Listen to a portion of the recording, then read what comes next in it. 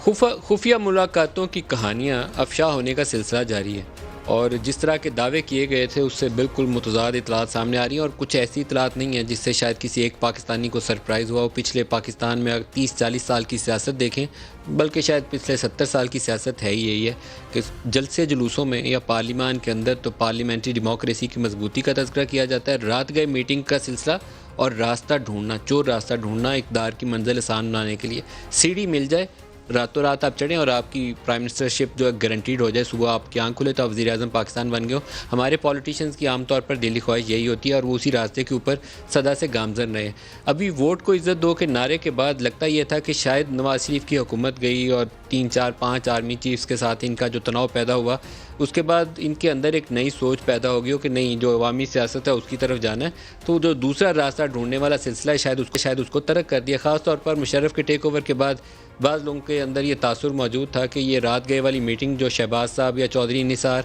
नवाज शरीफ के बिहाफ के ऊपर सदा से किया करते हैं, हो सकता है कि उनका सिलसिला अब रुक गया हो। वैसे तो उनकी अपनी सियासत नवाज शरीफ साहब की जनरल जिलानी या जनरल ज़िया दौर से लेकर या IGI के ज़माने से लेकर सदा से सियासत का उनका रुख यही रहा।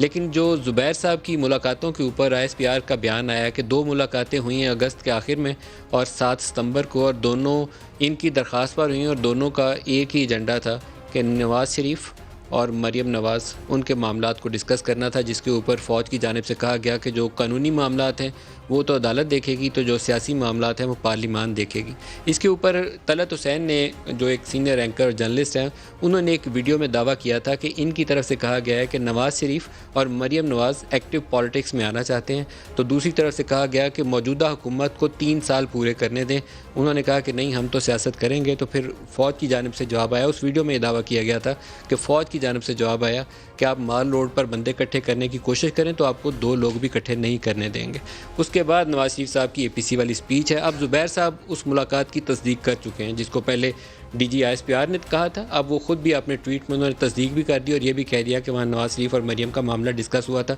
उसके ऊपर ढेर सारी मीम चल रही हैं कि वहाँ पे नवाज शरीफ की बात नहीं थी की, वहाँ पर असद उमर की शरारतों का तज़किरा करने गए थे, क्योंकि जब आप इस तरह की मुलाकात की डिनाइल करेंगे तो लोग आपका मजाक ही उड़ाएंगे। डिनाइल तो पॉसिबल है नहीं। उसके ऊपर अब नवाज़ शरीफ साहब ने एक ट्वीट जारी की है और मैं पढ़ के आपको सुना देता हूँ। उन्होंने लिखा कि हालिया वाक़यात से एक बार फिर साबित होता है कि किस तरह बाज़ मुलाकातें 7 पर्दों में छुपी रहती हैं और किस तरह बाज़ की तशहीर करके मर्ज़ी के मानी पहनाए जाते हैं। ये खेल अब बंद हो जाना चाहिए। अब मैं अपनी जमात को हदायत जारी कर रहा हूँ कि आईने पाकिस्तान के तकाज़ों अब मैं हिदायत जारी कर रहा हूँ, ये इंपॉर्टेंट है, कि आईने पाकिस्तान के तकाज़ों और ख़ुद मुसल्लह अफवाज को अपने हल्फ की पासदारी याद कराने के लिए आइंदा हमारी जमात का कोई रुकन इनफरादी, जमाती या ज़ाती सतह पर अस्करी और मुतलका एजेंसियों के नुमाइंदों से मुलाकात नहीं करेगा। दिफा और आइनी तकाज़ों के लिए ज़रूरी हुआ तो जमाती क़यादत की मंजूरी के साथ ऐसी हर मुलाकात एलानिया होगी और इसे खुफिया नहीं रखा जाएगा। अगर सियासत के अंदर